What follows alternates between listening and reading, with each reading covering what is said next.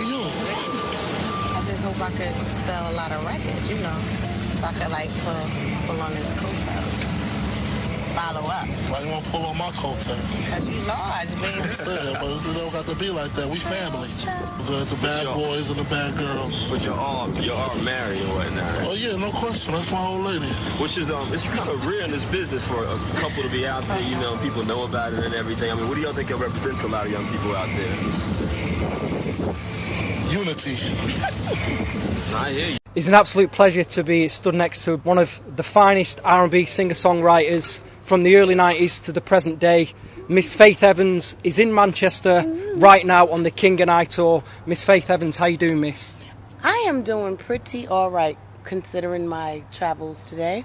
I believe you flew into Heathrow at 1 o'clock today. You've travelled up the motorway. You've literally just come on stage. How are you feeling? I feel good. We had some little kerfuffles, but they weren't due to my lateness. Actually, the show wasn't late. I knew I had to get right on stage when I got out the car, so I had about an hour to get ready. But on the way here, I was like, you know what? I got to get it together. My fans are waiting, and I don't get to come here as often as I would like, so I knew I had to do a good show. It's funny because when I walked up, the promoters was like, thank you for coming. I'm like, well, I don't have a choice. I have to come. I can't leave my fans, But I'm happy to be back here. I'm glad that everybody enjoyed the show, despite the technical difficulties. But I'm excited for the shows tomorrow and Sunday. You're promoting the King and I album right now. How did the concept come about? When did that come about in your head for that album? To be honest, the concept for the King and I was inspired by Natalie Cole and Nat King Cole's Unforgettable. And I remember when that song was out, I was with Miss Wallace, Big's mom, and I said, wow, it would be really dope if I could do something like that one day with his vocals. And she said, you should. And we just kind of left it there. And then about 3 years ago, our attorney, he was like, hey, remember you had this idea to do this album? Why don't you we should go meet with the people who acquired the masters from Bad Boy and see if they want to do business. And they were very interested. So the idea and the thought was about 15 years removed from the actual inception of creating the album. But I just knew it was special. And although it's a different climate, so people don't always know what record is out. They don't. It's not as and let me just say that because I am an R&B artist, considered traditional R&B. It's not the most commercially popular brand of music. But it's a great body of work, and I love the fact that people that have it and have had a chance to hear it, they always say that was just a genius thing. So, and I felt that when I was making it. So I know that having a body of work that's going to last and still be classic and amazing for years to come, I'm not mad at the fact that people are still finding out about it. You know what I'm saying? Because when they do hear it, they're like, oh my God, that is dope. The sound of the album does retain a lot of the hip-hop soul sound of the mid-90s. Did you have to reach out to certain producers back then that you'd not spoke to for years to say, hey, come and produce something, make that sound again? What actually happened? What happened? Initially, I thought that I would be working with an entire vault, so to speak, of Biggie masters. And then when I actually got to creating, I'm like, I had a list of records I wanted to use of his. And I'm like, do you have this? And they really didn't have a lot of...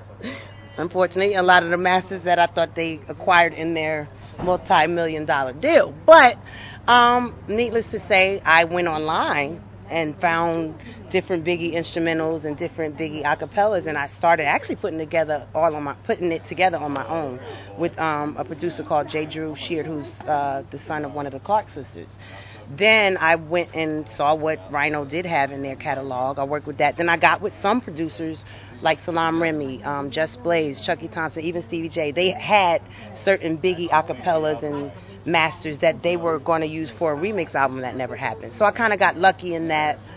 Although Rhino didn't have certain things I wanted, the producers I knew I wanted to work with still had things that were gems for me to work with. So it came together not quite how I thought it would, but it was still just the whole process. I felt like, damn, you're not doing a bad job. And I actually felt like Big was smiling down, like, you better do your thing, I just want to go back to the pre-Bad Boy record days to a time period where you was writing songs for none other than Mary J Blige, amongst others. Did you sign a deal with Uptown Records at the time? What was actually going on? That is so funny that your history, because me and Little C's just recently had lunch with Albie Shore. And as long as C's has known me, he didn't even know my history prior to when he met me with Biggie and I was signed to Bad Boy. And I'm like, I was telling him all these stories. My daughter's dad, who you mentioned with Three Boys from North, Kayama Griffin, he was a producer and songwriter, and they were working with Christopher Williams.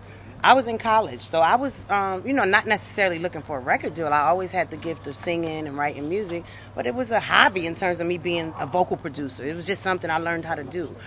I met Al B. Short through Kayama Griffin, and Al heard me sing a demo that I had done just, on the humble, and like, wow, that's you? So one day I came to the studio with my daughter looking for her dad, and he had disappeared, and Al told me, well, don't leave. I heard this song you sang, and I want you to come every day and sing all my demos. And me being a girl on welfare with a new baby at the time, him saying, hey, I'm going to pay you, I started getting like $2,500 a week just to come show up at the studio and demo Al B. Sure's songs that he was trying to shop to other artists. So to be quite honest, I think without me even really being fully aware, Al was probably in the process of trying to get me signed to his production situation at Uptown. Not that we had a deal in place, but once I did a little session for Puff and he said he wanted to sign me, that's when I realized he knew about me already from Al saying, Al used to call me the doctor. Like, that's the doctor. She fixes anything, So it was like, I didn't know I had a little cult following kind of, sort of, because of my little demos and background vocals. So although I didn't know I would be a recording artist, it was kind of like just already laid out for me because the work I had done already just as a hobby and being around people in the business had like, wow, whoever she is, she's dope.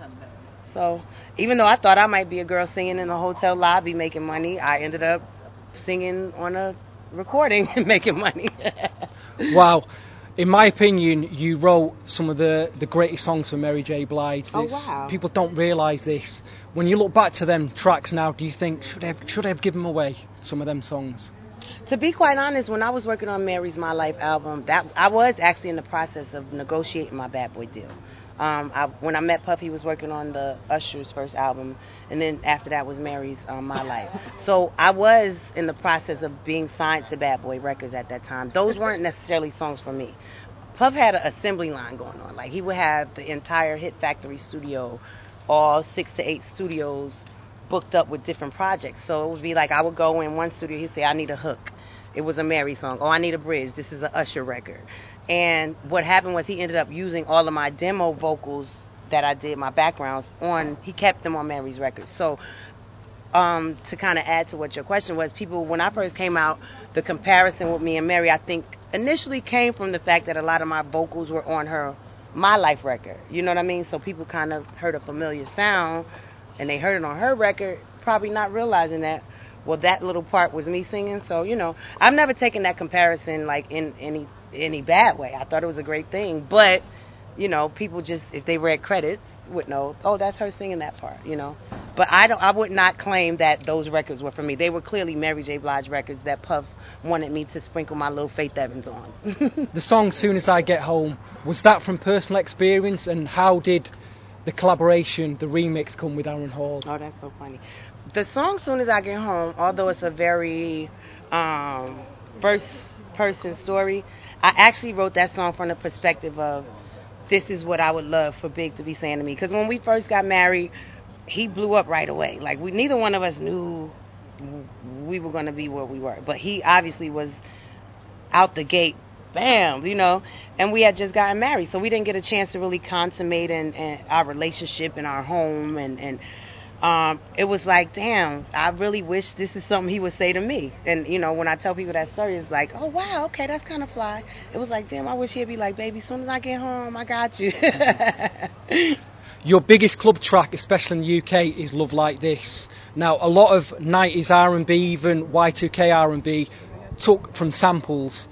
When you got in the studio, did you realise it was Chic Cheer you were singing over? I did, and I knew I had to make it a fucking hot record.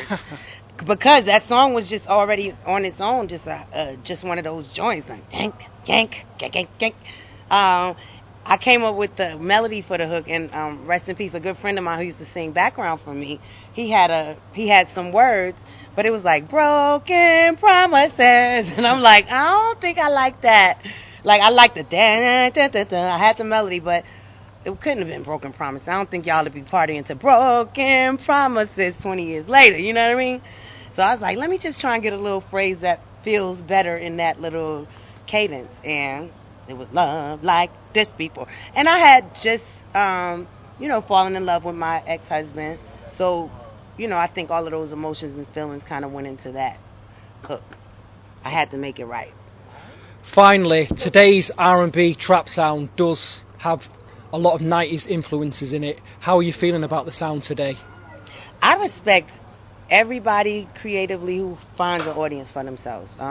Being a creative and being a creative person that has children who are creative, I have to understand the whole climate right now and understand what makes, I'll ask my kids, what makes him dope? You play this all the time. And, they're musically knowledgeable enough to understand, oh, well, he has great hooks, or I like how he does his ad-libs, you know what I mean? But it helps me to understand things that I may not just directly get. Like, well, what makes that so dope? But I'm not a creative that hates on things that aren't like what I do. I mean, I understand that the more things change, the more they stay the same. People are still influenced by what I did, by what Big did, by what all of my peers did. And I'm blessed to still be able to be here and continue to do it, Faith Evans, I want to thank you so much for your time. Your music will live forever, and I appreciate you. Thank the you. Listeners appreciate you. Thank you so much. I want you, I need you in my life. Can't you see what you mean to me? Baby, come hold me tight. I miss you, wanna kiss you every time I see your face. Baby, I'll be waiting for you each and every day.